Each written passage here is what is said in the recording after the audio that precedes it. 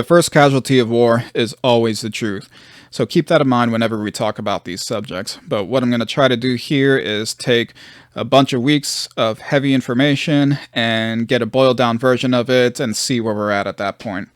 We're going to try to do this in about 4 or 5 minutes. So if you haven't already realized, Russia invaded Ukraine and people were digging around trying to find some information about what's actually going on over there. And then there was speculation that there are biological research facilities in the Ukraine. This was promptly hit with a fact-check blitzkrieg of sorts to say that this was all a conspiracy theory and there's no such thing and, don't believe the internet and this and that and the other thing. And then there was testimony by a Toria Newland, and she was questioned by Marco Rubio, who asked her directly about biological research in the Ukraine, which she admitted to. So they admit that these research facilities exist, so it wasn't conspiracy theory. Now we're trying to figure out whether or not these biological research facilities are weapons research facilities. If you listen to the testimony, which I recommend you do because it's pretty interesting, it kind of suggests that they might have a military application in there. So bring that up to today, and we have Russia calling a meeting of the UN Security Council, and in there they laid out some information that they received documents about this,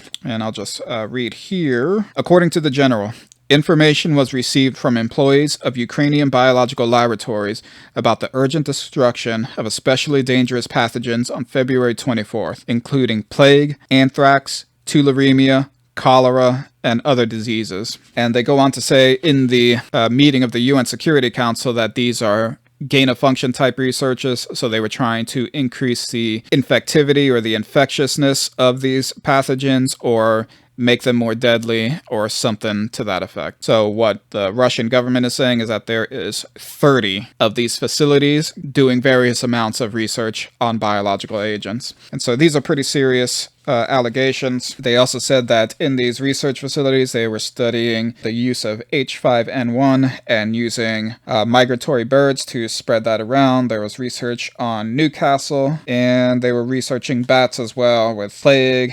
leptospirosis, filovirus, and coronaviruses as well. So a lot of stuff going on. And they said that these were 30 of these facilities.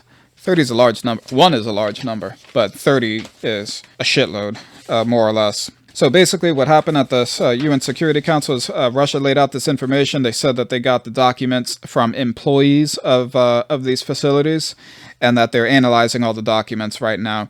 They have released some of them to the public, and I glanced at it briefly from where I could find some of it, but I don't speak the language, so I couldn't decipher anything.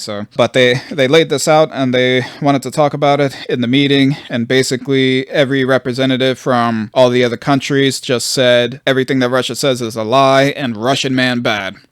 And that's all they really had to say about it.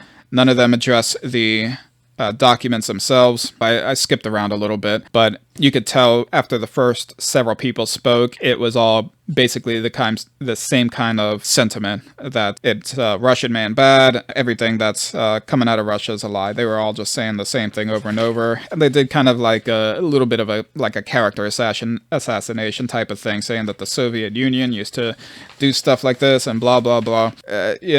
The propaganda works. So I think they've lost the argument when they try to just do these character assassinations and talking about the Soviet Union and things of that nature. Russia did not convene to go into any of this. It's new allegations about what's going on currently, and more or less nobody addressed it. So what does this all mean? Basically, the way I see it right now, I don't think too many people have the truth. There's probably a handful of people that know exactly what's going on, and they're all in a war zone currently. But I will say this, there is a ton of smoke coming out of this bioweapons research theory per se. I'll just use that word, even though it's probably not the most appropriate word.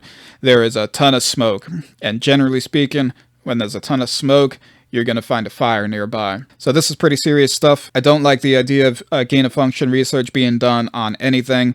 I didn't like it for years past, and then this whole pandemic thing happened, and obviously I liked it even less at that point. But what do you all think about this? Do you think anybody's telling the truth in this matter? Is the United States government telling the truth? Russia, Ukrainian government? Is anybody in here divulging the story? Does anybody in here know what's actually going on? Am I missing a big piece to this? Because this was kind of my general boiled down version of everything that's happening.